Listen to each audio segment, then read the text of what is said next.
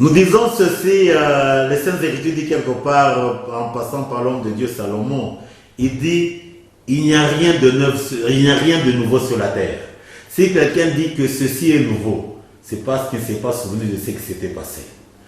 Ce qui est dit ici dans Exode 12, premier verset, le comportement des enfants d'Israël vis-à-vis de Moïse, c'est le même comportement que nous avons vis-à-vis de Christ.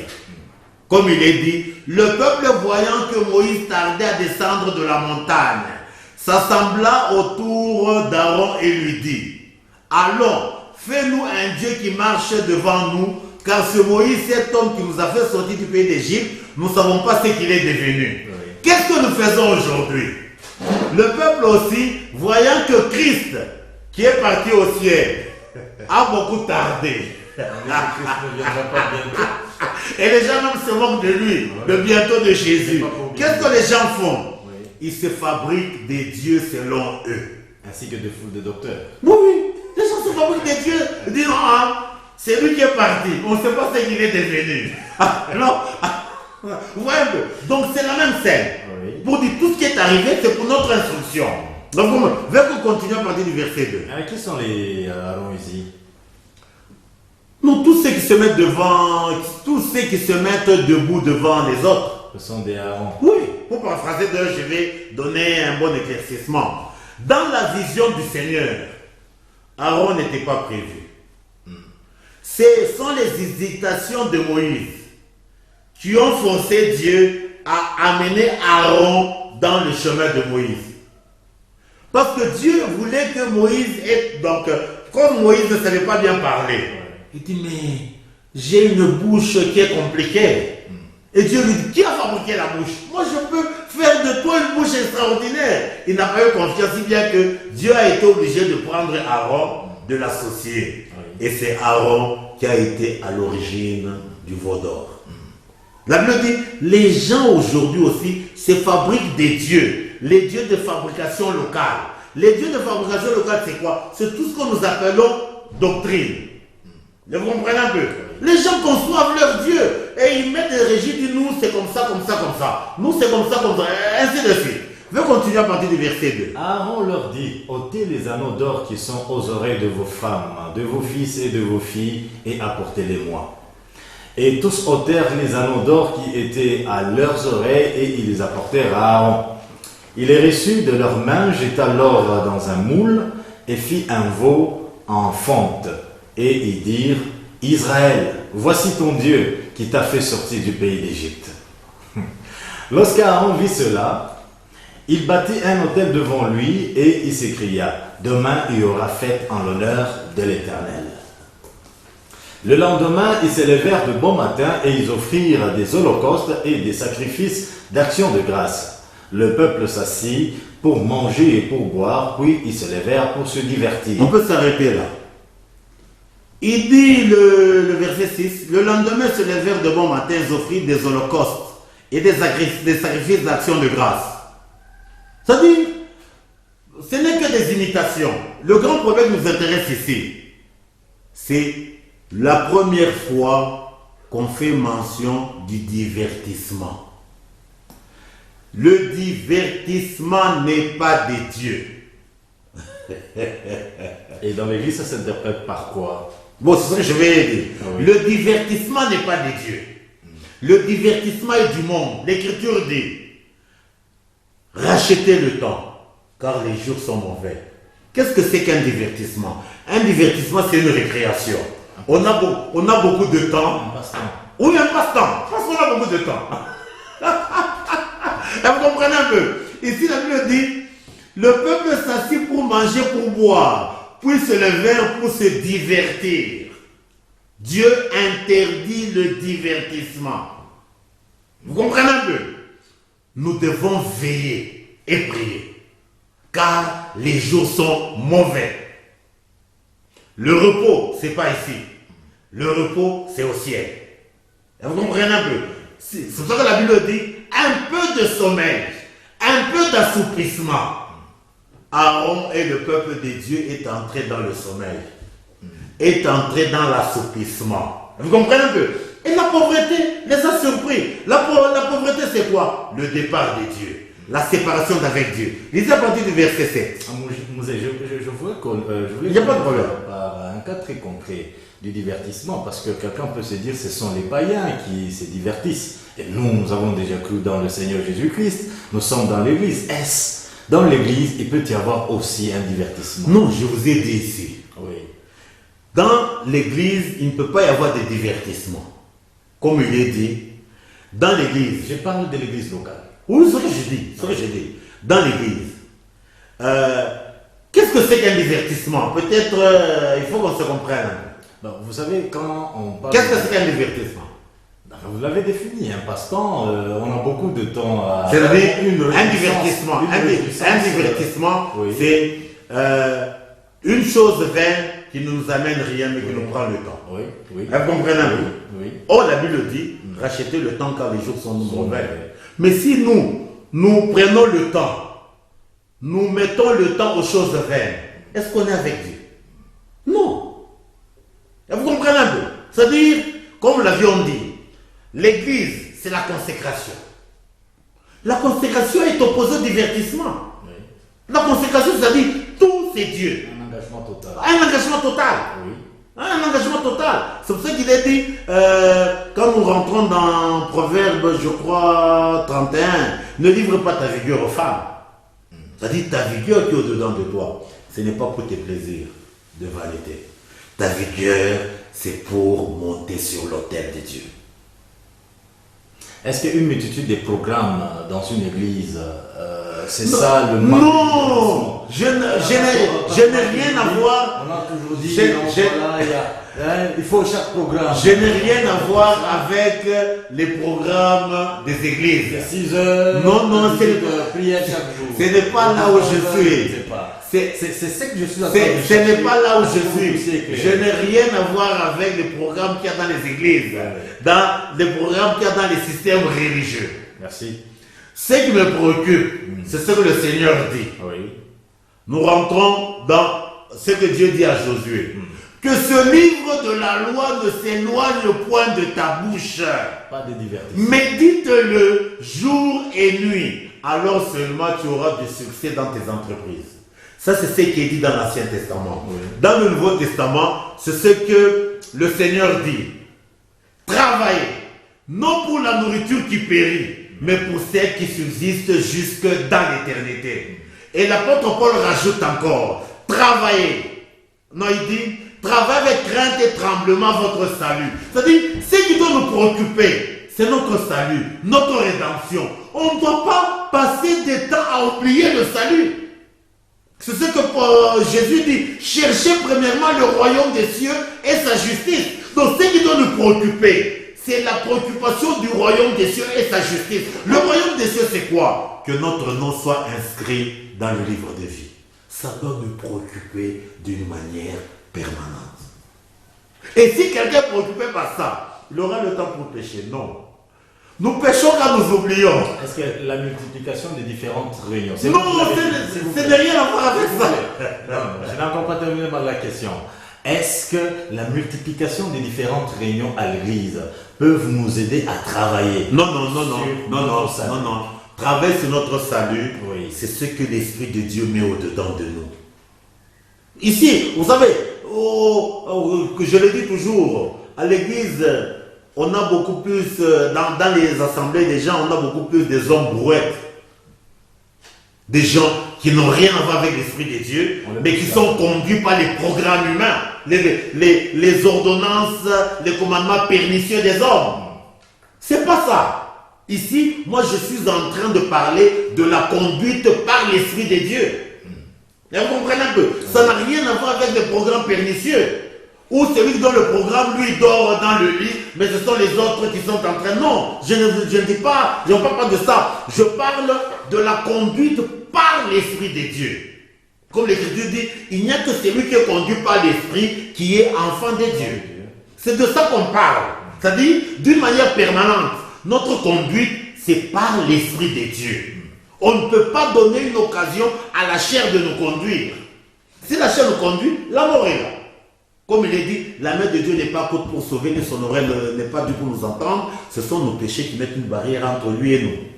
Donc le grand problème qui est là, c'est la conduite par l'esprit. Je n'ai rien à voir avec les programmes pernicieux des hommes. Je ne sais pas si on se comprend un peu. C'est pas parce que vous prenez l'œil. Est-ce que l'œil fournit un effort pour voir? Non. Est-ce que l'oreille fournit un effort pour entendre? Non. Donc, vous comprenez? Nous prenons un homme comme Éliou. Éliou, quand il ne parlait pas, comme il était comme une outre pleine remplie, il était étouffé. Il fallait qu'il parle pour qu'il respire à l'aise. C'est s'être conduit par l'Esprit de Dieu. C'est-à-dire, c'est ce qui est au-dedans de vous, l'énergie de Dieu qui est au-dedans de vous, l'Esprit de Dieu qui est au-dedans de vous, qui vous pousse à travailler, à ne pas être paresseux. Mais si en vous, il n'y a rien, mais c'est un programme extérieur qui vous contraint, mais ça va vous fatiguer. Un téléspectateur, peut-être dans sa tête, il dit, mais où est-ce qu'il a mis le verset qui dit, il est doux et agréable aux frères de demeurer ensemble? Mais de demeurer ensemble autour du Seigneur. Autour de l'huile qui descend sur Aaron. Aaron, c'est Jésus. Les gens, quand ils se réunissent dans les églises, ce n'est pas au nom. Aaron dont on parle là-bas, c'est Jésus. Parce qu'Aaron dont on parle là-bas, il a une barbe. On dit, l'huile descend et descend là-bas. La barbe, c'est quoi? C'est la sagesse. Oui. Mais on a des conducteurs qui n'ont pas de barbe. Non, mais quand nous allons dans les assemblées, nous nous réunissons pas au nom des noms, c'est au nom de Jésus. Vous savez, c'est au nom du véritable. Vous savez. Oui. Dans le discours, on dit au nom de Jésus, mais quand on agit, quand on décide, on fout Jésus dehors. Comment on vit? On fout Jésus dehors. Quand on prend des décisions dans les églises, Jésus est dehors. Mais dans le discours, il dit Jésus est là. Donc ce qui est important, ce n'est pas le discours, c'est l'attitude. Il faut que dans votre attitude, que Jésus soit là. C'est ça le problème. C'est comme beaucoup d'églises. Vous allez voir, on dit ça c'est l'église de Christ. Mais il y a quelqu'un qui se réclame comme étant propriétaire de cette église. L'église de Christ peut appartenir à une personne. Non. Non. Vous savez, l'église, le propriétaire c'est Christ. Non, regarde, je crois que vous vivez tout ce que nous sommes en train de dire ici. Oui. Ouais. Dans le comportement, on fout Christ dehors. Et c'est ça que Christ dit, pourquoi m'appelez-vous Seigneur? Pourquoi? Pour quelle raison? Mais quand vous agissez, vous n'obéissez pas à moi. Vous comprenez un peu? On est au verset 7. L'Éternel dit à Moïse, va, descends, car ton peuple que tu as fait sortir du pays d'Égypte s'est corrompu. Pourquoi un tel langage de la part du Seigneur? Mais le Seigneur, il a un langage vrai. Quand le peuple s'est corrompu, il a cessé d'être le peuple de Dieu. C'est devenu le peuple de Moïse. Vous savez, quand on est dans la corruption, on cesse d'être avec Dieu. L'élément qui marque l'alliance entre Dieu et l'homme, c'est la crainte de Dieu. Mais si on crache sur la crainte de Dieu, on cesse d'être peuple de Dieu.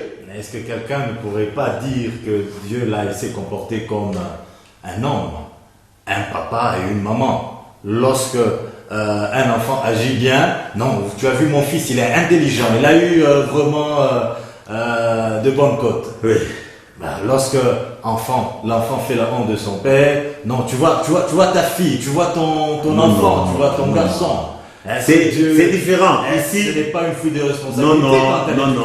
Ici, oui. C'est-à-dire, on adhère à Dieu par le principe du mariage, d'épouser. Mais si on cesse d'épouser, on n'est plus épouse. On se prostitue. Avec d'autres dieux. Mais l'amour est en alliance avec la jalousie. Vous comprenez un peu? Oui. On veut continuer à partir du verset 8. Ils se sont promptement écartés de la voie que je leur avais prescrite.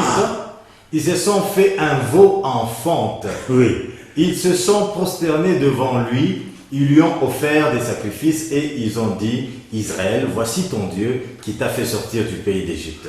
Oh, Dieu dit ceci dans le modèle de prière que le Seigneur a donné. Oui. Que ton nom soit sanctifié. Mais ici, les enfants d'Israël, ils fabriquent une chose en fonte. Ils appellent la chose là-bas leur Dieu. C'est-à-dire, ils mettent Dieu au même niveau que la créature. Et ça énerve Dieu. Et d'ailleurs, il y a un langage un peu caché du Seigneur. par rapport à la perception des Oui. Je ne sais pas si je Allez-y. suis dans le bon parce que je constate que Aaron Oui. a fabriqué un veau d'or. Oui. Mais ce veau d'or, Dieu lui l'appelle veau en fonte.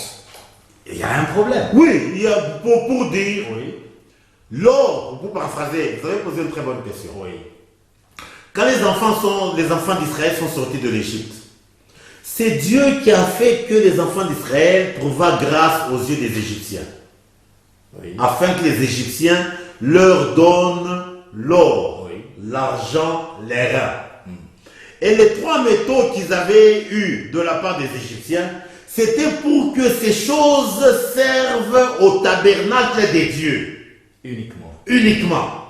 Vous comprenez un peu? Et le tabernacle révèle la présence des dieux.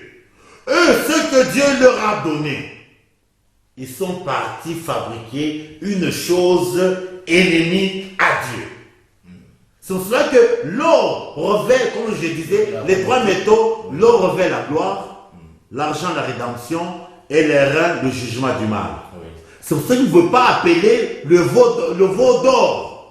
L'or, c'est la gloire. S'il avait dit le Dieu en or, c'est comme s'il donnait une valeur. Alors il dit fonte. Fonte.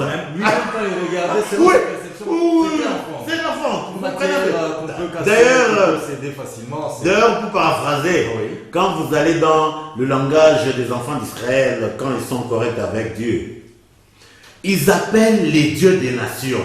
Ils ne les appellent pas les dieux des nations, les ordures des nations.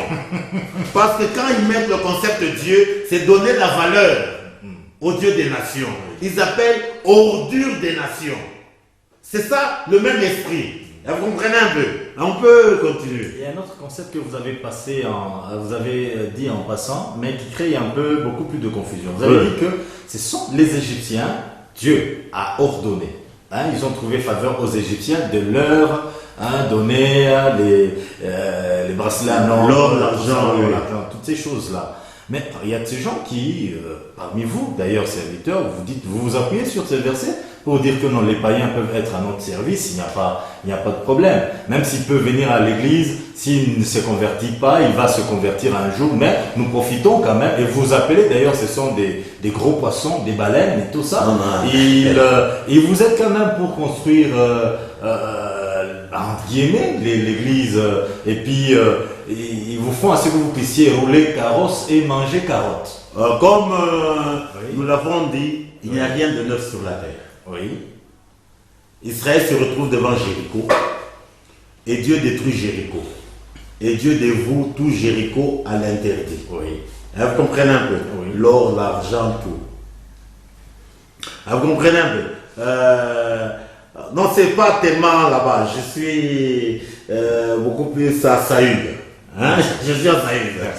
Même là, ça va de permettre, c'est beaucoup plus par là à Saül. Israël est en guerre contre une nation ennemie. Dieu intervient, la nation là est détruite et Dieu demande à Israël de vouer tout à l'interdit, de ne rien prendre. Les vœux, les bœufs, tout. Mais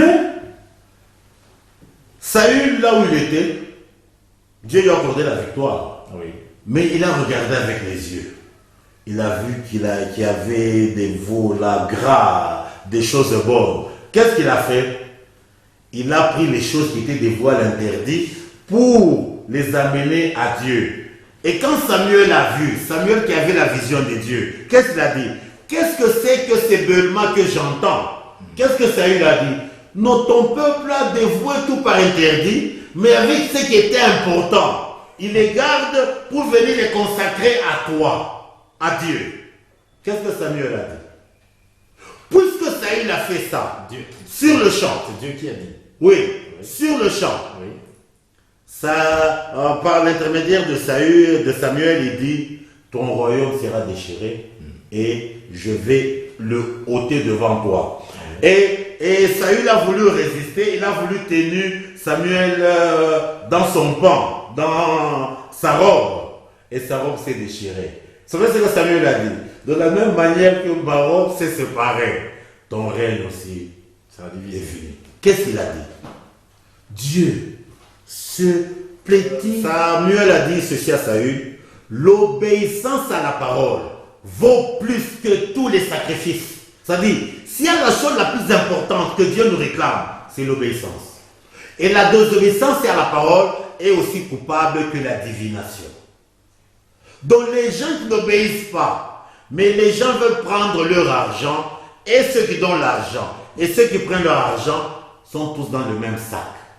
Mais toutefois, un pasteur ne va pas se mettre quand on vient lui donner la dîme. D'ailleurs, il y a deux fois, il y a le panier là-bas. On met carrément la dîme dans le panier. Est-ce que le pasteur doit se tenir devant pour dire non, mais toi, tu es indigne. Retourne avec ta dîme. Toi, tu peux mettre, toi, tout ça. Est-ce que... Je vais répondre à ça. Il est dit ceci. Oui. Les méchants ne résistent pas dans l'assemblée de ça. Si un pasteur authentique doit diriger une église, c'est réprimander le mal. Et des gens qui hésitent, qui sont dans le mal, ils doivent fuir. Mais qu'est-ce que nous on fait? On cajole le mal pour que les gens restent afin qu'ils offrent. Qu'est-ce qu'on fait? On sanctifie beaucoup plus l'argent que de sanctifier Dieu. Oui, c'est ça le problème. Et si vous êtes invité dans une telle église, on vous dit une ligne de conduite. Ne prêchez pas sur tel. C'est ça le problème. Sinon, comme l'apôtre Paul le dit, dans les derniers temps, les gens seront beaucoup plus amis d'argent que de Dieu. C'est ça le problème. Et même quand vous avez parlé de divertissement, ici, on dit aimant le plaisir. Oui, plus que Dieu. C'est-à-dire quoi? Leur Dieu, c'est leur ventre. Ils marchent à l'ennemi de la croix de Christ. Ils ne pensent qu'aux choses de la terre. Leur Dieu, c'est leur ventre. Vous comprenez un peu? C'est ça le problème. On peut continuer, on était... Je prends le verset 9. Oui. L'Éternel dit à Moïse: je vois que ce peuple est un peuple au cou raide. Un peuple rebelle. Maintenant, laisse-moi, ma colère va s'enflammer contre eux, et je les consumerai, mais je ferai de toi une grande nation. Moïse implora l'Éternel, son Dieu, et dit: pourquoi, ô Éternel, ta colère s'enflammerait-elle contre ton peuple, que tu as fait sortir du pays d'Égypte par une grande puissance et par une main forte? Pourquoi les Égyptiens diraient-ils: c'est pour leur malheur qui les a fait sortir, c'est pour les tuer dans les montagnes et pour les exterminer de dessus la terre? Reviens de l'ardeur de ta colère et repens-toi du mal que tu veux faire à ton peuple. Continuez. Une question ici? Oui. Je peux faire même un petit commentaire. Oui. Vous voyez un peu le degré de l'élévation de la vie de Moïse. Oui. Dieu lui propose des grandes choses. Mais Moïse refuse cette proposition. Qu'est-ce qui intéressait Moïse? La gloire de Dieu que ses intérêts personnels. C'est ça l'esprit qui doit animer un serviteur de Dieu. Dieu qui dit à Moïse: je supprime tout ce peuple, je l'extermine, j'ai fait de toi un nouveau peuple. Qu'est-ce que Moïse dit?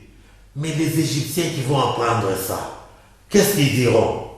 Dieu les a fait sortir d'Égypte, c'est pour les faire mourir, pour dire que Dieu c'est un Dieu incapable. Donc ce qui préoccupait Moïse, c'était la gloire de Dieu et non pas l'intérêt de Moïse. C'est-à-dire le renoncement à soi-même. Allons-nous dire aussi que Dieu avait perdu le nord et que c'est Moïse qui devait le retourner à la Non. Dieu... Parce que c'est un conseil qui est non. Et apparemment, Dieu avait perdu le nord. Vous paraphrasez. Oui. Ce que Dieu avait décidé, il avait fait. Tous ceux qui avaient participé au Vaudor, personne n'est entré dans la terre promise. Tous, personne. Vous comprenez? C'est-à-dire, Moïse était à mesure de demander à ce que lui soit supprimé. Que Dieu accorde le pardon. Vous comprenez un peu? C'est-à-dire le renoncement. Vous comprenez un peu? Et non pas l'intérêt personnel. Je veux continuer. C'est ça. Souviens-toi d'Abraham, d'Isaac et d'Israël, tes serviteurs auxquels tu as dit, en jurant par toi-même: je multiplierai votre postérité comme les étoiles du ciel, je donnerai à vos descendants tout ce pays dont j'ai parlé et ils le posséderont à jamais.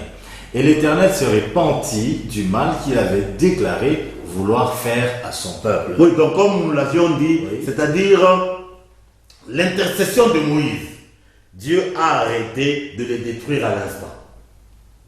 Mais plus tard, quand vous regardez, quand vous lisez, les gens qui sont habitués, donc tous ceux qui avaient participé au Vaudor, c'est-à-dire tous ceux qui faisaient partie du dénombrement, aucun n'est entré si ce n'est Josué et Caleb. Mais d'une manière ou d'une autre, vous refusez. Quand on dit que Moïse a ramené Dieu à la raison, je pense que c'est tout à fait normal. Non, parce que ça c'est la lecture humaine. C'est ce que vous venez de dire. Ce que vous venez de dire, vous dites que Dieu devait les exterminer. Oui. Mais à l'immédiat. Mais l'intercession de Moïse a fait à ce que Dieu puisse les Non, exterminer. ce n'est pas, dans le jour c'est pas d'après. ramener, Je vous prends ce au mot, n'est pas c'est- ramener Dieu à la raison. Mais comment on va C'est-à-dire, dire ici? c'est l'expression de, comment je peux dire, de la miséricorde, de la compassion. La compassion, la miséricorde n'est pas une faiblesse. Oui, Bon, c'est ça que vous voulez. mais quand on intercède, on l'amène et dit bon, c'est que tu peux Non, faire, non, ce n'est pas c'est l'intercession, c'est... Autrement dit, Dieu a dit à Moïse, c'est vrai Moïse, tu as raison quand tu me dis ça. Non, non, ça c'est la lecture selon les pensées humaines. On peut continuer. Et l'Éternel se repentit du mal qu'il avait déclaré vouloir faire à son peuple. Se repentir ici, ça prend quelque Changer, c'est changer. Ça n'a rien à voir avec abandonner le péché. En Dieu, il n'y a pas de péché. Moïse retourna et descendit de la montagne, les deux tables du témoignage dans sa main. Les tables étaient écrites des deux côtés, elles étaient écrites de l'un et de l'autre côté. Les tables étaient l'ouvrage de Dieu et l'écriture était l'écriture de Dieu gravée sur les tables. 17. Josué entendit la voix du peuple qui poussait des cris et il dit à Moïse, il y a un cri de guerre dans le camp. Moïse répondit, ce n'est ni un cri des vainqueurs, ni un cri des vaincus. Ce que j'entends, c'est la voix des gens qui chantent.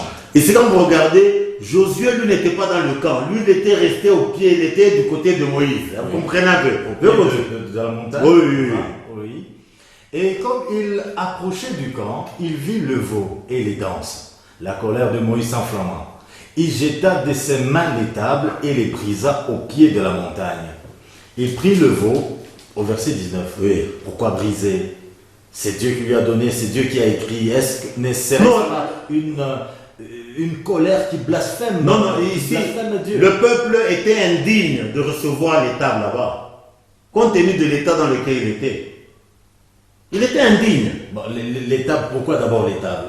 Oui, non, les tables, pour paraphraser, c'est l'expression de la parole. Comme il est dit, c'est l'expression de la parole. C'était la loi qui devait régir. Oui, il devait régir. Mais Israël s'est corrompu. Il est devenu un peuple au cou raide, un peuple rebelle. Mais ces tables ou cette loi, c'est ce qui devait servir à ce que Israël revienne. Non, Israël Oui. était un peuple de Dieu. Quand il s'est corrompu, Oui. il cesse d'être peuple de Dieu, il devient nation. Alors ils n'ont pas droit aux... Non, les nations n'ont pas droit. Aux instructions. Oui. Israël, c'est lui qui est séparé des nations. Oui. Mais s'il se mélange, il devient nation. Il prit le veau qu'ils avaient fait et les brûla au feu. Oui. Il le réduisit en poudre. En poudre. Répandit cette poudre à la surface de l'eau et fit boire les enfants d'Israël. Quel genre de cérémonie c'est? Non, ici c'est pour dire le peuple était digne de recevoir la malédiction. Il a détruit. Il les fit boire pour dire que non, vous êtes égal à la mort. Vous comprenez un peu? 21. Moïse dit à Aaron, que t'a fait ce peuple pour que tu l'aies laissé commettre un si grand péché? Aaron répondit, que la colère de mon Seigneur ne s'enflamme point. Tu sais toi-même que ce peuple est porté au mal. Ils m'ont dit, fais-nous un Dieu qui marche devant nous. Car ce Moïse, cet homme qui nous a fait sortir du pays d'Égypte, nous ne savons ce qu'il est devenu. Nous pouvons un peu nous arrêter là-bas. Vous savez, le peuple de Dieu avec le conducteur, ça n'a rien à voir avec ce qui se passe sur le plan humain, sur le plan politique. Oui. Sur le plan humain, le peuple, c'est lui qui soutient les conducteurs. Et vous comprenez, pour dire, ce sont les gens qui votent les gens, c'est le peuple qui est le souverain primaire. Oui. Mais chez Dieu, c'est pas ça. Ici, Moïse, et non, Aaron s'est comporté comme un politicien. C'est-à-dire, il a fait le vœu du souverain primaire, Oui. à savoir le peuple. C'est ça qu'il dit, le peuple m'a demandé de lui faire un Dieu qui marche devant lui. Selon la vision de Dieu, quand quelqu'un est conducteur, c'est-à-dire la personne qui est conducteur est plus bas que tous les peuples, mais il est soutenu par le ciel. C'est ça la différence. Oui. Vous comprenez? Mais si vous vous dites conducteur, mais vous n'êtes pas soutenu avec le ciel, vous serez entraîné par les penchants de la chair du peuple. Vous comprenez un peu? Pour que quelqu'un puisse marcher d'une manière intègre, il faut qu'il soit soutenu par le ciel. C'est pour cela que Aaron, quand il agissait ici, il ne savait pas qu'il faisait le mal. Parce qu'il n'avait pas de référence.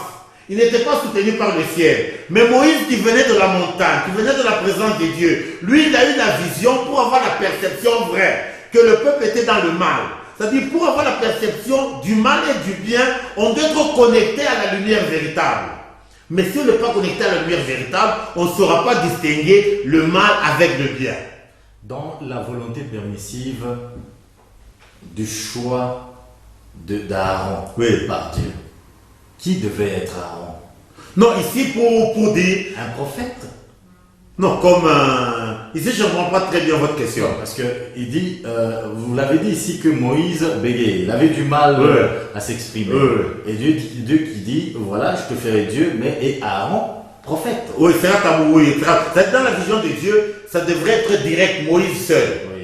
Mais Moïse n'a pas eu confiance totale dans les capacités que Dieu pouvait lui donner une bouche extraordinaire.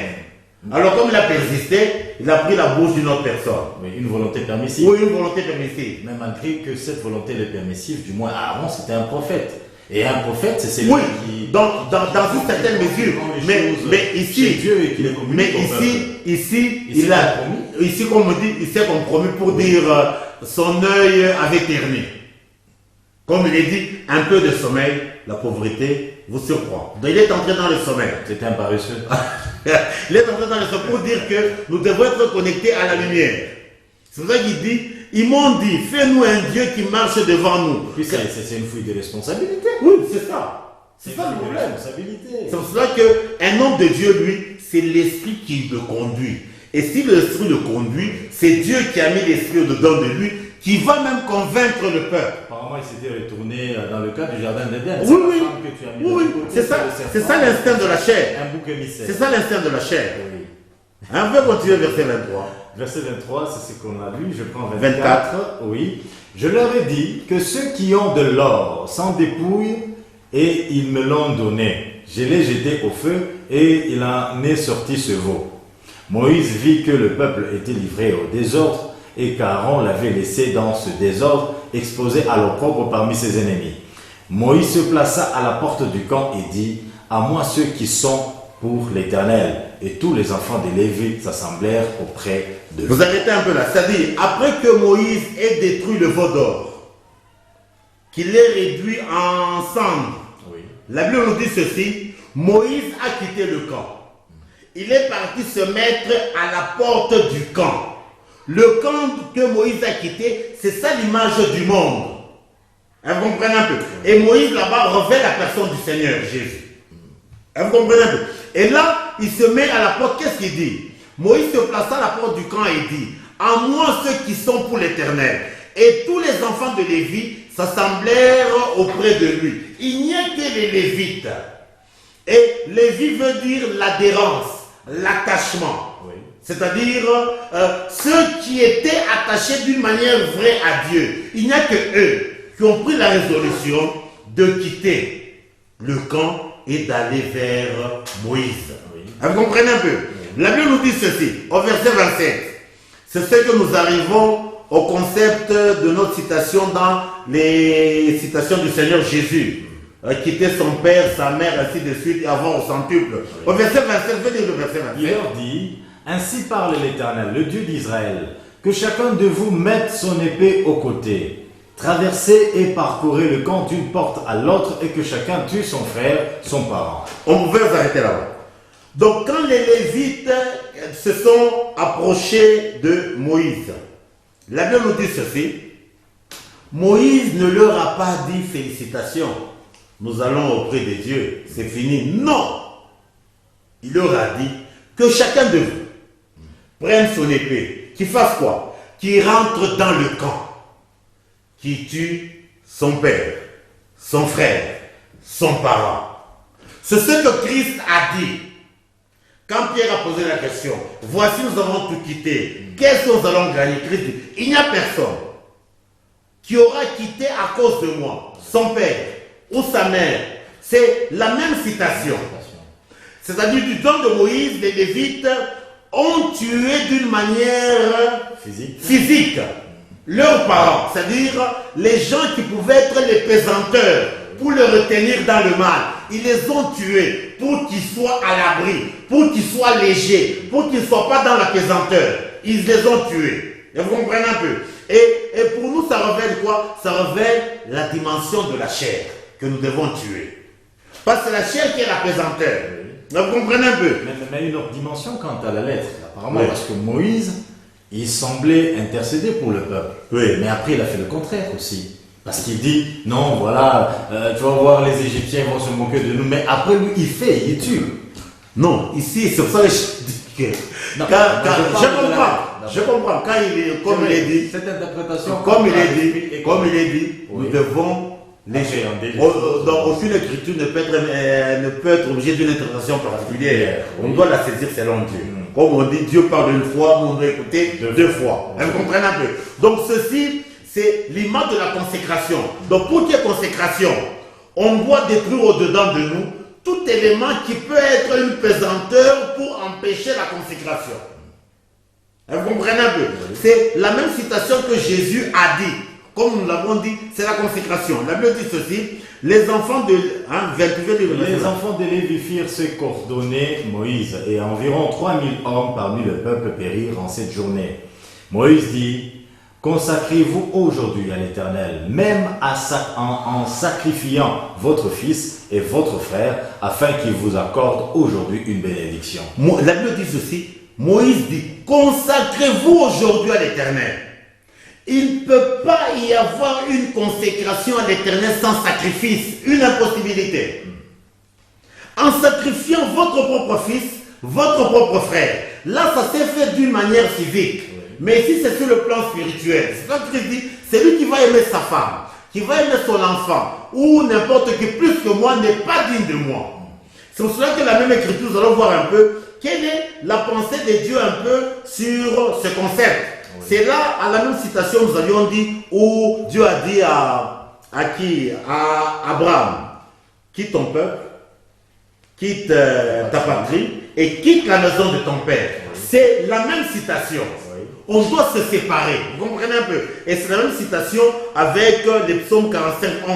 Fille de Tyr, oublie ton peuple, oublie la maison de ton père, afin que le roi porte ses désirs sur ta beauté. Le roi qui est d'une élévation extraordinaire ne prendra que l'épouse qui sera d'une beauté extraordinaire. Et la beauté extraordinaire, ce n'est que quand nous nous séparons de notre peuple, quand nous nous séparons de la maison de notre père. Et ce concept est bien, comment je peux dire, bien révélé dans la bénédiction prophétique de Moïse sur Lévi. On va relire ce texte, c'est très important, dans Deutéronome 33, 8 à 10. Deutéronome 33, 8 à 10. Il dit ceci, sur Lévi, il dit, les Tumim et les Urim ont été confiés à l'homme saint que tu as tenté à Massa et avec qui tu as contesté aux eaux de Mériba. On peut s'arrêter un peu là. Ici, nous disons que ce sont les bénédictions prophétiques de Moïse sur les enfants d'Israël. Quand nous lisons dans le premier verset, le chapitre 33, voici la bénédiction par laquelle Moïse, homme de Dieu, bénit les enfants d'Israël avant sa mort, il dit. Sur Lévi, au verset 8, il dit, sur Lévi, il dit, les Tumim et les Umim ont été confiés à l'homme saint que tu as tenté à Massa, avec qui tu as contesté aux eaux de Mériba. Il dit ceci, les Umim et les Tumim et les Urim, c'est quoi? Quand nous rentrons dans le concept d'Israël, quand il y avait un problème, les enfants d'Israël, pour cerner que cet élément était vrai ou était bon, c'est-à-dire l'analyse selon Dieu était faite par les Tumim et les Tumim. Tumim et Urim, Tumim et Urim révèlent les lumières et les perfections qui révèlent Dieu lui-même. Quand nous arrivons au verset 9, toujours dans Deutéronome 33, Lévi dit de son père et de sa mère, je les ai point vus. C'est ça le concept de quitter son père et sa mère dont le Seigneur a parlé, dont Lévi était connecté au père au centuple et à la mère au centuple. Je ne sais pas si on se comprend là. Et il dit, il ne distingue point ses frères. Pour dire, Lévi n'était plus connecté à ses frères au singleton, il était beaucoup plus connecté à ses frères au centuple. Il ne connaît point ses enfants, même les enfants eux-mêmes. C'est pour ça que quand nous regardons le cas où des enfants de Aaron qui ont commis le mal, le péché, quand Dieu les a tués, Dieu a demandé à Aaron de ne pas laisser couler ses larmes. Pour dire que ces enfants-là ne lui appartenaient pas. Il dit, car ils observent ta parole, ils gardent ton alliance. Pour dire, quand quelqu'un devient lévite selon Dieu, c'est-à-dire, il doit couper avec ces premiers éléments auxquels il était lié, à savoir sa première nature, pour qu'il adhère à la nature de Dieu. Et quand nous arrivons au verset 10, il dit, Lévi, il enseigne tes ordonnances à Jacob, et il enseigne ta loi à Israël. Donc le travail d'un enfant de Dieu, de celui qui est consacré à Dieu, c'est enseigner les ordonnances de Dieu au peuple et enseigner la loi de Dieu à Israël et mettre l'encens sur les narines de Dieu. Et ce concept, c'est ce que Paul dit. Si nous plaisons aux hommes, nous cessons d'être serviteurs de Dieu. Nous sommes serviteurs de Dieu pour plaire à Dieu. Et plaire à Dieu, c'est mettre l'encens sur les narines de Dieu. Et il dit, l'holocauste sur tes narines. Donc nous disons que le texte ici de Exode 32, 28, c'est la consécration, même ce que le Seigneur Jésus a dit. Il dit quand quelqu'un est consacré à Dieu, c'est-à-dire il hérite de la nature divine, c'est-à-dire il doit se séparer avec la première nature pour hériter la nature au centuple, la nature parfaite, la nature excellente qui est la nature divine. Et c'est cette nature qui nous permettra d'accéder dans les lieux célestes, à savoir les délices éternelles. Quand nous rentrons au concept, nous disions que quand, comme Jésus a dit, nous devons quitter le premier père. Le premier père, c'est quoi? La nature de la chair que nous obtenons du papa naturel.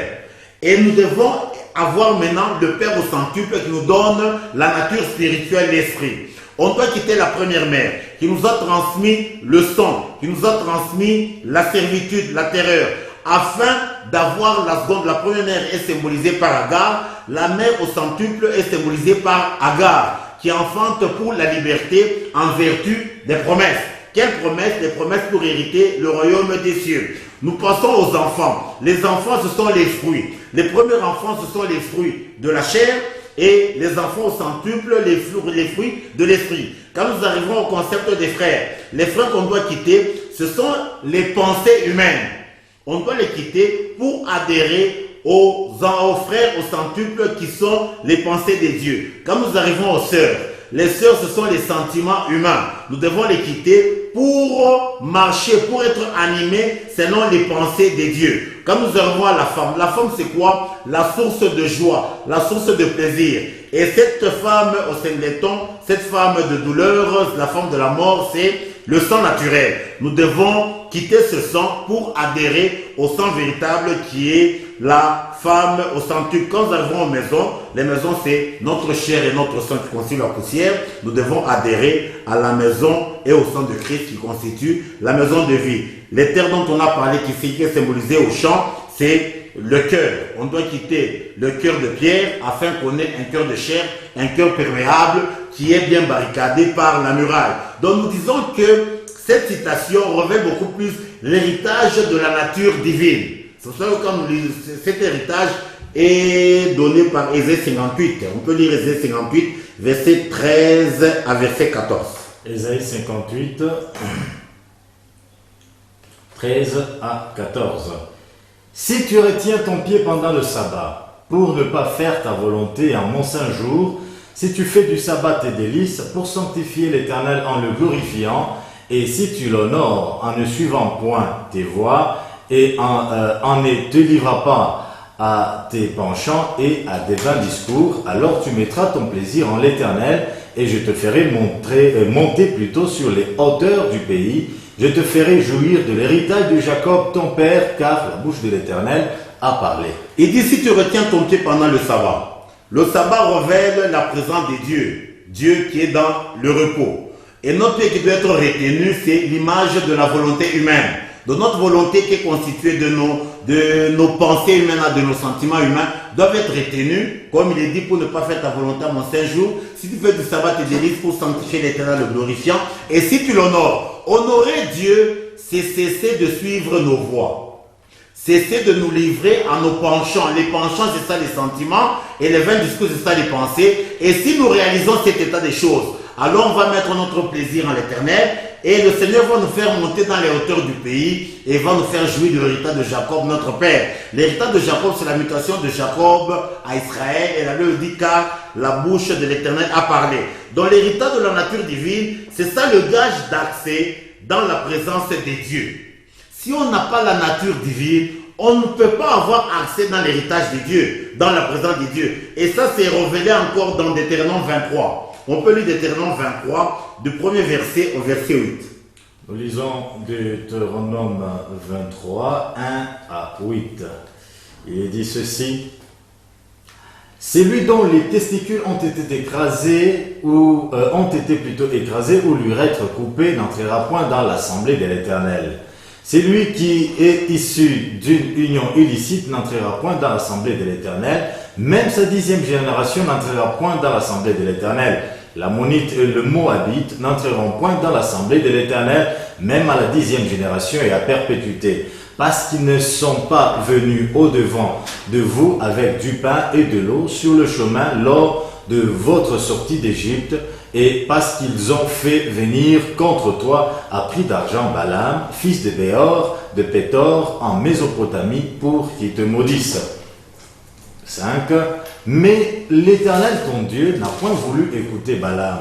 Et l'Éternel ton Dieu a changé pour toi la malédiction en bénédiction, parce que tu es aimé de l'Éternel ton Dieu. Tu n'auras souci ni de leur prospérité, ni de leur bien-être tant que tu vivras à perpétuité. Tu n'auras point en abomination l'Édomite, car il est ton frère. Tu n'auras point en abomination l'Égyptien, car tu as été étranger dans son pays. Les fils qui leur naîtront à la 3e génération entreront dans l'assemblée de l'Éternel.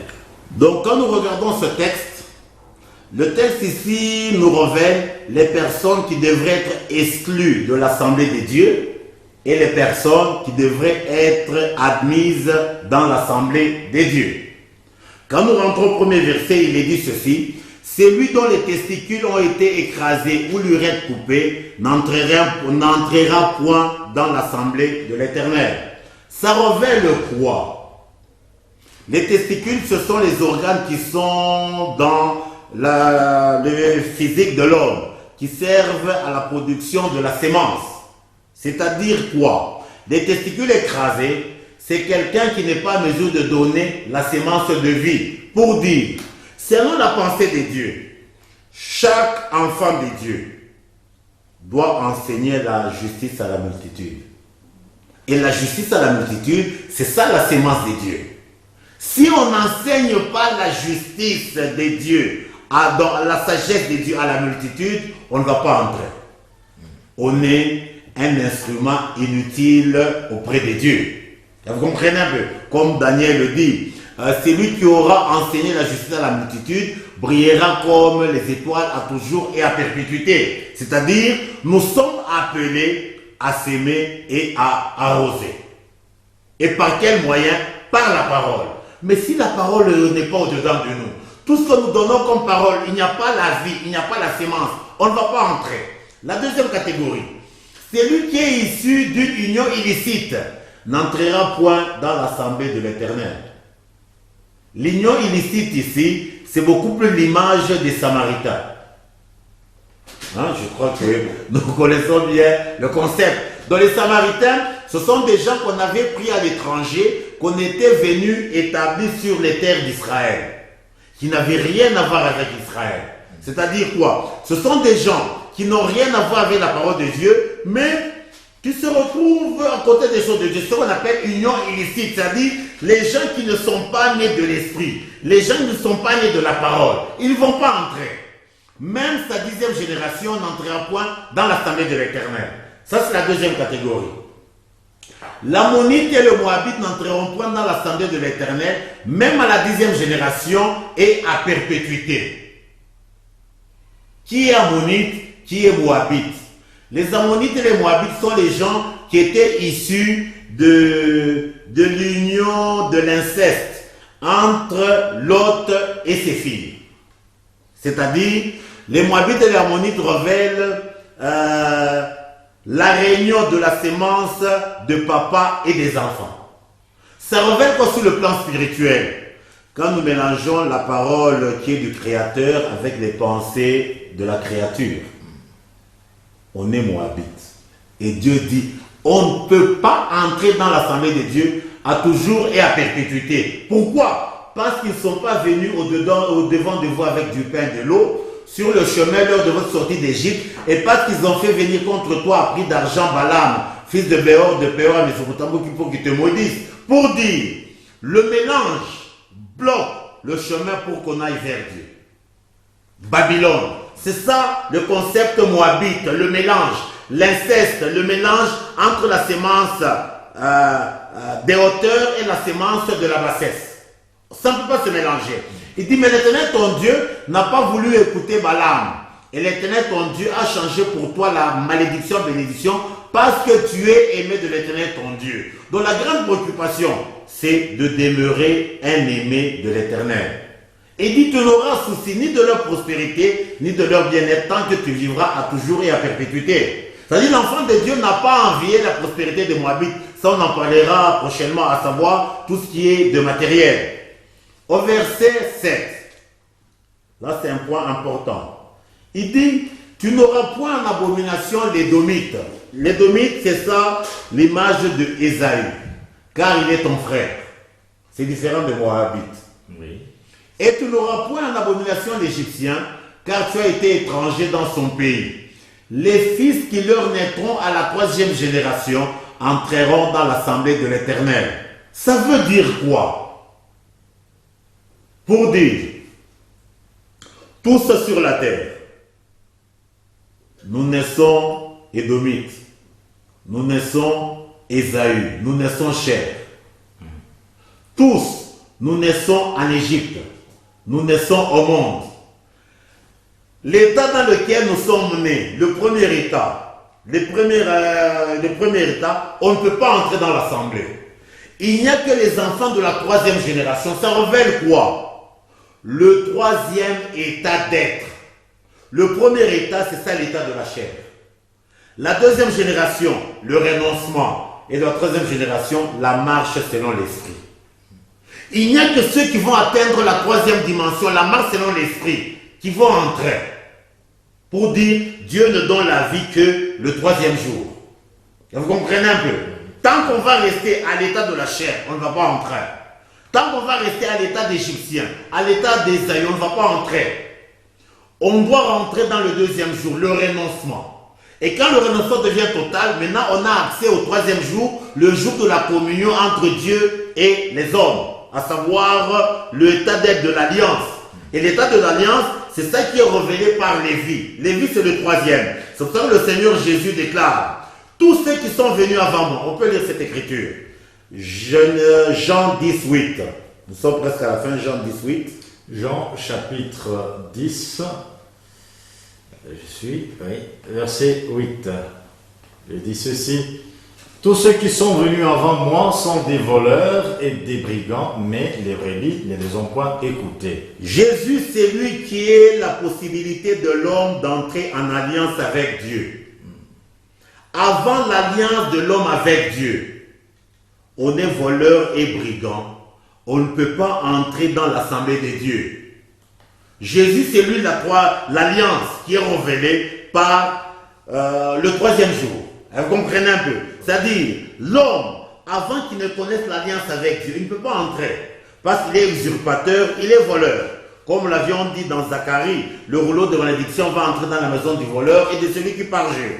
La volonté de Dieu est que nous cessions d'être des voleurs, nous cessions d'être chers. Le vol dont on parle, ce qu'on a dit, c'est quand on se venge et quand on se glorifie, on est voleur. La volonté de Dieu est que nous puissions quitter l'état de voleur afin que nous arrivions à l'état de prince. C'est ça l'héritage de Jacob à Israël. La mutation de Jacob à Israël. C'est-à-dire, nous devons devenir des princes. Qui est prince? Le prince, c'est celui qui écoute et qui obéit à la voix de Dieu. Je crois qu'on peut lire Jean 10, 3 à 5. Jean 10, 3 à 5.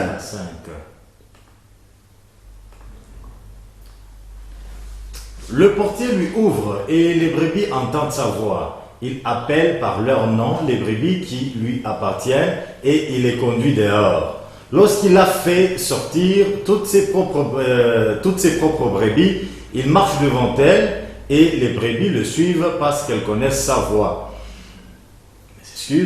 Elles ne suivront point un étranger, mais elles fuiront loin de lui parce qu'elles ne connaissent pas la voix des étrangers. Ici, on nous montre que la brebis, c'est ça l'expression de la nature divine. La nature qui est en mesure d'obéir à la voix de Dieu. La nature qui connaît la voix de Dieu. Vous comprenez un peu?